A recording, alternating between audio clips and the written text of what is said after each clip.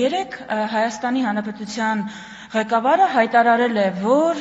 Հայաստանի Հանրապետության տարածքը, որտեղ մի ամիս առաջ անցկացվել է ընտրություն, որը վարչատարածքային բաժանման մասին օրենքով, որը անդադ այստեղ ՔՊԱ-կանները վկայակոչում են, պատկանում է Հայաստանին, հայտարարել է ադրբեջանական անվանումով։ Խորհրդավոր հաշվով հայտարարել է, որ Ադրբեջանին է պատկանում։ Ես ուզում եմ մի ձայնագրություն տեսանյութ լսենք ու հետո վերադառնանք։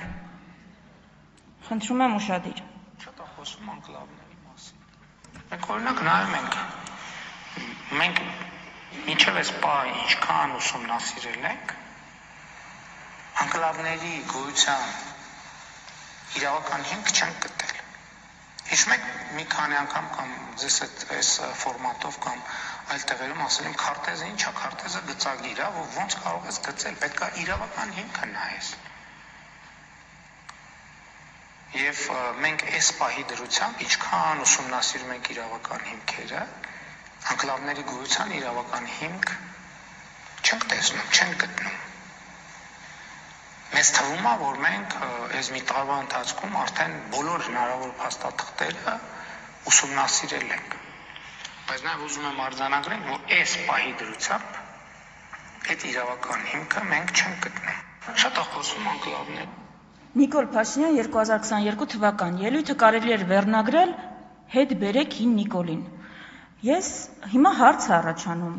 ուսումնասիրությունները շարունակել եք իրավական հիմքեր եք գտել, եթե այո, ներկայացրեք, որովհետև հարց է առաջանում, ինչ իրավունքով, ինչ տրամաբանությամբ դուք կանգնում եք ամենաբարձր պետական ամբիոններից, ամենաբարձր պետական մակարդակով Հայաստանի Հանրապետության տարածքը, հայկական բնակավայրերը անվանում եք ադրբեջանական անուններով։ Եթե ձեր տրամաբանությունը այն է, որ կա ինչ-որ քարտեզ, ձեր ղեկավարը ասում է, որ քարտեզը ընդամենը գիծ է, բայց եթե դեն շատ հետ գնաք, կգտնեք քարտեզներ, որտեղ Հայաստանի Հանրապետություն չկա։ Հայաստանը բաժանված է օրինակ Ռուսաստանի եւ Թուրքիայի միջև։ Կարող է մի օր գաք, այդ քարտեզը վկայակոչեք։ Եթե ձեր տրամաբանությունը այնն է, որ Ադրբեջանը ինչ անունով անվանում է մեր բնակավայրերը, դուք կրկնում եք, մեր բոլոր գրեթե բնակավայրերը ունեն ադրբեջանական անուններ։ Երևանին գիտեք, չէ՞ ինչ են անվանում, Սևանին, Սյունիքին։ Էդ է տրամաբանությունը։ Եթե ձեր տրամաբանությունը այնն է, որ որտեղ ինչ որ ժամանակ ապրել են այլազգիներ, դա պատկանում է այդ պետությանը, Հայաստանի տարբեր տեղերում ապրել են ու ապրում են տարբեր այլազգիներ։ Ինչ, մենք ունենք իրանական, ռուսական, թուրքական, ադրբեջանական տարածքներ։